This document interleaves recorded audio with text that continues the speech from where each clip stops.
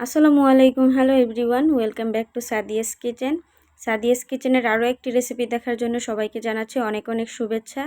তো আজকে আপনাদের সাথে শেয়ার করতে চলেছি আমি কক্সবাজারের আমের বার্মিস আচার, যেটা আমার খুব পছন্দের। এখন যেহেতু কাঁচা আমের সিজন, তাই আমিও বানিয়ে ফেললাম। এটা খুব সহজেই বানানো যায়, কোনো ঝামেলা ছাড়াই, বা রোদে দেওয়ারও কোনো প্রয়োজন হয় না। আশা করি আমার আজকের রেসিপিটি আপনাদের ভালো লাগবে। তো রেসিপি শুরু করার আগেই বলে দিচ্ছি, যারা আমার চ্যানেলে নতুন তারা অবশ্যই আমার চ্যানেলটি সাবস্ক্রাইব করে আমার পাশে থাকবেন।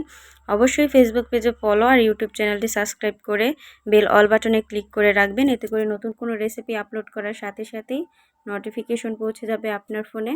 তো এখন রেসিপি শুরু করি। প্রথমে আমি আমগুলো কেটে নিয়েছি।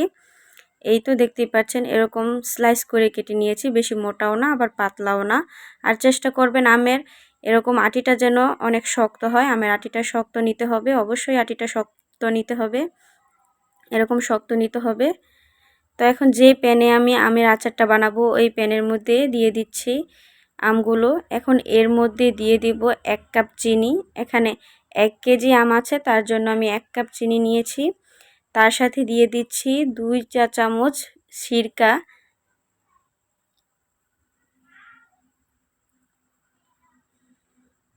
এখন এটাকে নেড়েচেড়ে মিশিয়ে নেব, আর নেড়েচেড়ে এটাকে ঢাকনা দিয়ে ঢেকে দেব যেন চিনিটা খুব ভালোভাবে গলে যায়।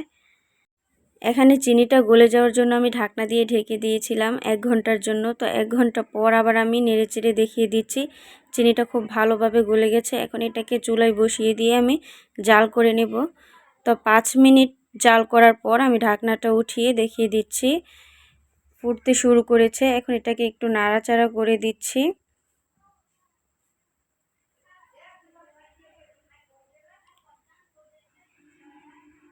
এখন এর মধ্যে দিয়ে দেব স্বাদ মতো লবণ।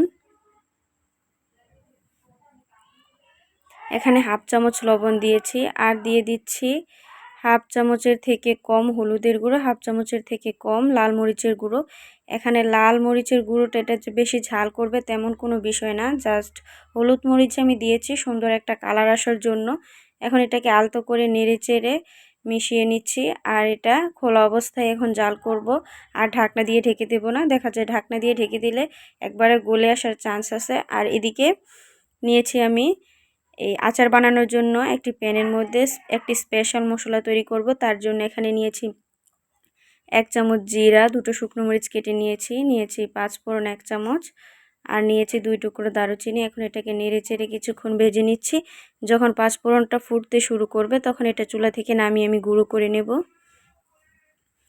আর এদিকে আমার আরেকটি চুলায় আচার হচ্ছে, ওই আচারটা দেখিয়ে দিচ্ছি। পানিটা একবারে ড্রাই হয়ে এসেছে।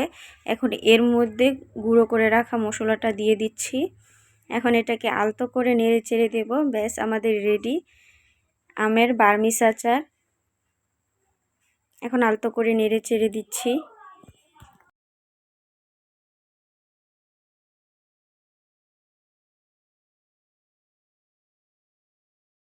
এখন আচারটা আমি সার্ভ করে নিয়েছি। এই তো আমাদের আচার রেডি। তো সবাই সুস্থ থাকবেন, ভালো থাকবেন। আবারও চলে আসবো নতুন কোনো রেসিপি নিয়ে। আল্লাহ হাফিজ।